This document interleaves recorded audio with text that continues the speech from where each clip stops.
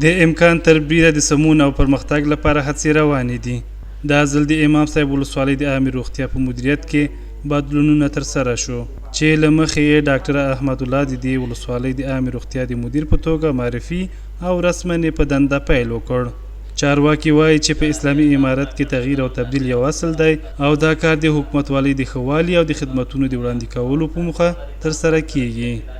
زموږ هیله دا ده چې هر مسؤل یوې ادارې ته معرفي کیږي باید نیت او هدف دا وي چې د دې هیواد دپاره د دې نظام دپاره د دې مظلومو ولسونو دپاره په پوره اخلاص او ژمنتیا سره خدمت وکړي.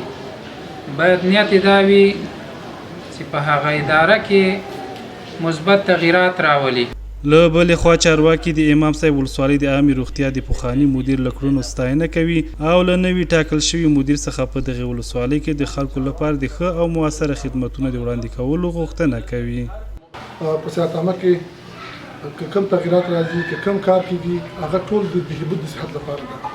فی الحال چې زه کوم مسؤلیت لرم دا وعده کوم دلته ډاکټر صاحب ناست ده چې د امام صاحب د شفاخانې لپاره چې څومره ضرورت وي د ټولو کارمندانو سره به په هر بخش کې سي ډاکټر صاحب هغه ټریننګونه بخشي که هغه دوا بخشي که هغه د شفاخانې بهبود لپاره انشاءالله هغه به ټول تاسو ته برابروي. په دې برخه کې د نوي مسؤل نه هم همدا توقع کېږي چې دوی د تیر په نسبت باندې یو څه تغییرات باید راولي، یعنې لا ښه خدمات وکړي.